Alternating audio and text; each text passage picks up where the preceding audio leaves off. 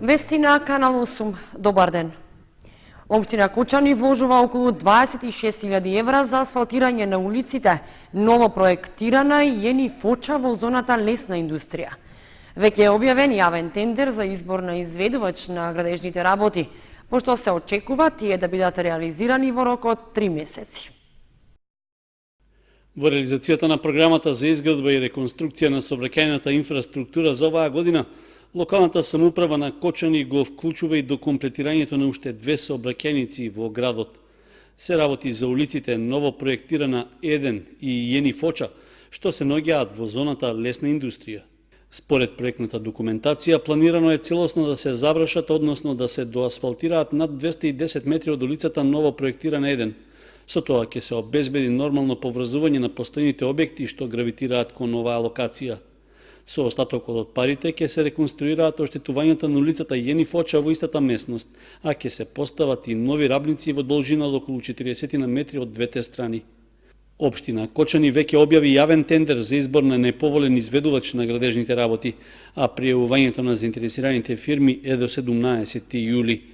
Вкупната вредност на градежните работи се планирани на околу 1.600.000 денари, а парите се обезбедени од буџетот на општина Кочани како заштеда во програмата за изградба и реконструкција на улиците и локалните патишта во 2018-та. По потпишувањето на договорот со фирмата чија понуда ќе биде избрана како најповолна, асфалтирањето и реконструкцијата на улиците треба да се реализира во период од 3 месеци. Со градежните активности за подобрување за водоснабдувањето во Виница, ова лето не се очекуваат поголеми проблеми и рестрикции.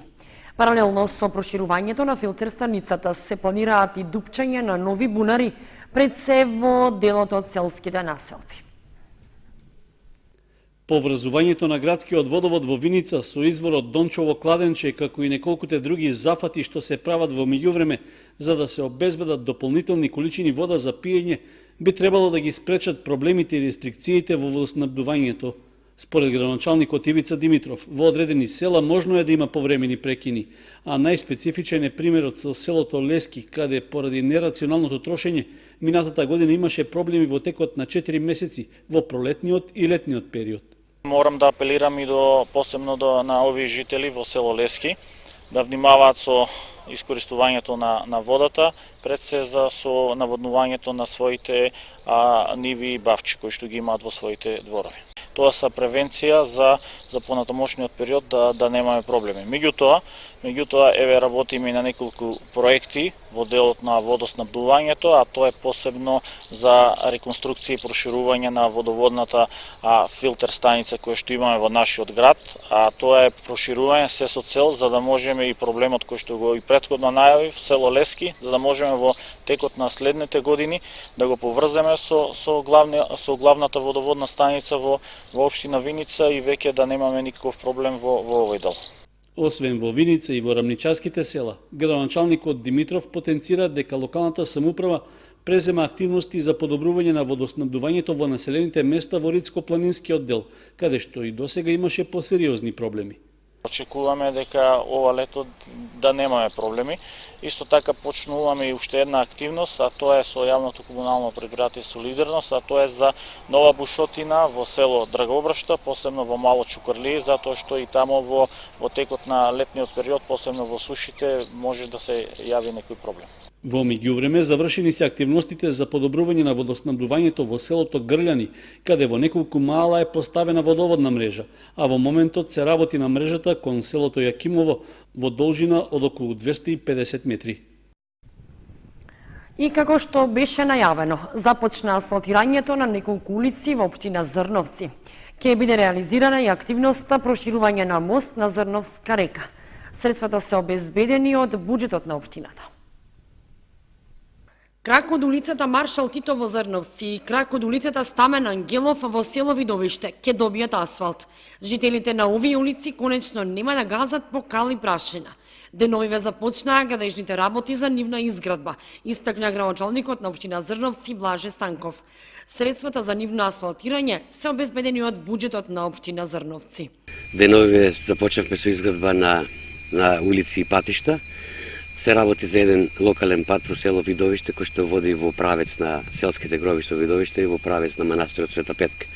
Со овој пат, навистина луѓето ќе ги направиме и помобилни, меѓутоа од друга страна и со оглед на тоа што води во правец на гробиштето, навистина беше потребно да биде изграден. Во Зрновци ќе преасфалтираме една улица која се наоѓа во централниот дел на село Зрновци.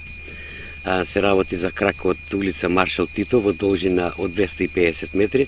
Ова улица истовремено ќе биде и проширена и навистина овде ќе подобриме изгледот на селото. Се работи за финансиска конструкција од собствени средства од буџетот на општина Зрновци во висина од 1,5 милион денари. Локалниот пат кој што води во правец на гробиштето во село Видовиште е со должина од 270 метри. Во селата Зрновци, Видовиште и Мородви се остануваат за асфалтирање уште неколку улици, но Станков бара трпение од страна на жителите за неасфалтираните улици, бидејќи општината обезбедува средства од сопствениот буџет, па асфалтирањето оди етапно и полека. Освен асфалт на овие две улици, почнаа и активностите за проширување на еден од мостовите на Зрновска река. Со ова ќе се овозможи отежнатото движење по тесниот мост да стане минато за жителите кои што секојдневно минуваат од таму. И за оваа активност општината обезбеди средства од сопствениот буџет. Во иднина вакво проширување ќе добијат и останатите мостови на Зрновска река, на кој што е потребно истото. Не би требало да се повтори проблемот од пред 2 години, кога шумското стопанство Согово се соочи со недостиг од огревно дрво, па граѓаните не ги добија своите дрва до ноември или декември. Годинава испораката се одвива тековно без проблеми, велат од предпријатието. Инаку од денеска, 5 јули, важи одлуката на Министерството за земјоделство, шумарство и водостопанство за целосна забрана за движење во шуми. Шумското стопанство Согово од Кучани годинава според планот за испорака и врз основа на склучени договори со правни и физички лица се очекува да дистрибуира околу 20.000 метри просторни дрва. Како што истакна за Канал 8 Благој Диванисов, раководител на шумското стопанство Согово, испораката на огревно дрво засега се одвива континуирано и без проблеми, и затоа не се очекува да се повтори проблемот од 2016 година, кога граѓаните и до нова година не ги добија веќе исплатените дрва. До сега се дистрибуирани околу 7.000 метри просторни дрва, а да дозволеа временските услови, сигурно ќе беа испорачани повеќе од половината, истакнува Диванисов. Но не е доцна ниту сега, кога интензивно и непрекинато се испорачуваат и граѓаните ги добиваат за околу 15 до 20 дена после уплатата и затоа нема жалби или поплаќи од страна на граѓаните, додава Диванисов. Што се однесува за цената пак, годинава Давот чини 2670 денари за метар просторен, а буката е нешто поевтина и изнесува 2600 денари за метар просторен. Инаку Министерството за земјоделство, шумарство и водостопанство забранува целосно движење во шумите без оглед на нивната намена. Забраната важи од денеска 5 јули и ќе трае се до нејзиното повикување. Оваа одлука не важи за вработените во јавното предпријатие Македонски шуми и субјектите кои управуваат со заштитените подрачја од сите категории: национални паркови, парк шуми, шуми со специјална намена, споменици на природата. Во овие моменти најважно е да се задржи присебноста и граѓаните да имаат доверба во институциите кои се на терен.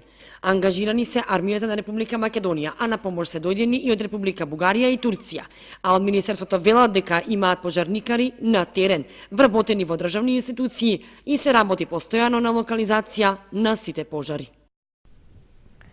Цревните вируси ги нападнаа луѓето. Зголемен број на лица кои побарале лекарска помош бележи итната медицинска помош во Кочанскиот здравствен дом. Лекарите со препораки за заштита од топлото време. Цревни вируси, зголемен број лица со проливи, повраќање, висока температура бележи деновиве итната медицинска помош во Кочанскиот здравствен дом. Кога живата во термометерот се искачува и до 40 степен, најчесто луѓето бараат помош заради колапси на жешкото време, висок крвен притисок и мозочни удари. Но деновиве зголемена и бројката на лица кои се пожалиле на цревни заболувања и проблеми со стомакот, повраќање, пролив, висока температура. Лекарите од Итна велат дека не само децата, туку зголемен е бројот и на возрастни лица кои се пожалиле на ентероколити и затоа препорачуваат да се внимава на храната, да не се оставаат отворени јадења за следен пат да се конзумираат, да не се подгрева јадењето и да не се чува долго во фрижидер, да се внимава на сладоледите, кремовите, паштетите и слична храна осетлива на високи температури и да се пијат повеќе течности. Во однос на невролошки аспект, лекарите соопшти препораки за заштита од топлото време, да не се излегува на сонце од 11 до 18 часот, како превенција од топлотен удар, кој пак настанува нагло, без најава, паѓа крвниот притисок и колабирање. При таква појава, потребно е веднаш да се реагира и да се разлади телото, да се следи телесната температура и зависно од потребата, да се реагира со разладување. Важно е да се надоместат течностите и минералите кои се изгубени.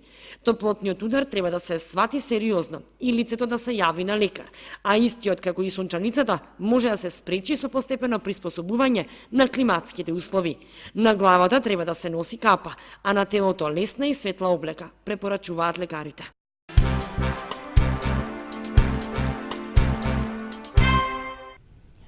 Поради обилните врнежи од дожд во средата попладне, за еден ден беше одложен почетокот на Петровденскиот турнир во мал фудбал.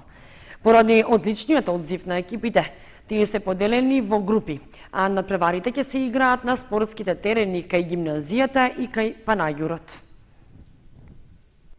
Невремето со силен дожд што го зафати Кочани во средата попладне го одложи најавениот почеток на Петровденскиот турнир во мал фудбал.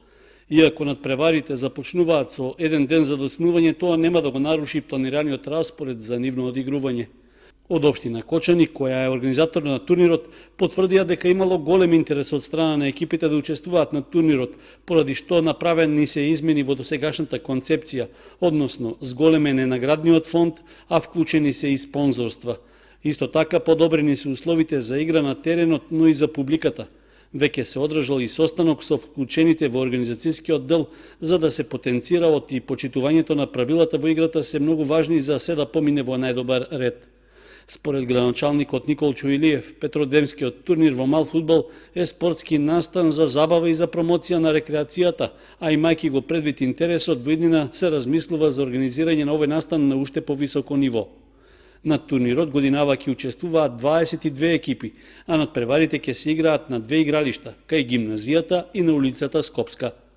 Одговорното лице за организација на турнирот од општина Кочани, Александар Зафиров, најави дека при неповолни временски услови во термините за одигрување на надпреварите, тие ќе се одложуваат за следниот временски поволен ден. Известувањата за измените во распоредот и сите други важни информации, како за надпреварувачките екипи, така и за публиката, ќе бидат објавувани на веб страницата и на социјалните мрежи на општина Кочани. На локацијата кај гимназијата, првите надпревари ќе ги играат екипите на Такси Джокер и Бразил од Штип, Унипап Антура, Кофи Хаус Паблик Бет Делукс, Екстра Фунги Гргатранс и Клариса Балкан Генекс. На игралиштето на улицата Скопска пак во првото коло се среќаваат Мега Спорт со спортисти, Деликатес со Амфенол, Балкан Лукс, Филип Интернационал, Ледер Ината и Шери со Олимпик. Дарио Павлов од Кочани е 14 годишно момче кое боледува од енцефалитис, болест која што му оневозможува да се движи и му предизвикува силна болка. Третман со матични клетки во Грција ќе му помогне во лекувањето на болеста, но е потребна голема сума финансиски средства. Семејството Павлови ги моли хуманите граѓани да помогнат. Семејството Павлови од Кочани ги моли сите хумани граѓани, ако се во можност, да донираат за помош на 14 годишниот Дарио Павлов од Кочани, чиј што живот одеднаш се сменил со диагностицирањето на болеста енцефалитис, трансверзален миелитис, кој направи компликација и предизвика воспаление на рабетниот мозок. Тоа пак предизвикало целосна парализа на десната нога и изнемоштена болка што се влошува и зголемува секојдневно. За да се намали воспалението, Павлов треба да добие третман со матични клетки во Грција, кој што чини многу повеќе средства отколку што може да обезбеди неговото семејство. Затоа секоја донирана сума е добре дојдена, бидејќи третманот треба да започне во септември и ќе биде од голема корист за него и неговото семејство. Затоа семејството Павлови ги моли сите хумани граѓани, колку се во можност да му помогнат на Дарио да ги собере потребните средства за лекувањето, кое треба да му овозможи нормално да се движи и среќен да го продолжи детството. Кутии за донации ќе бидат поставени на одигрувањето на надпреварите од Петровденскиот турнир во мал фудбал на двете игралишта на локацијата кај гимназијата и на улицата Скопска.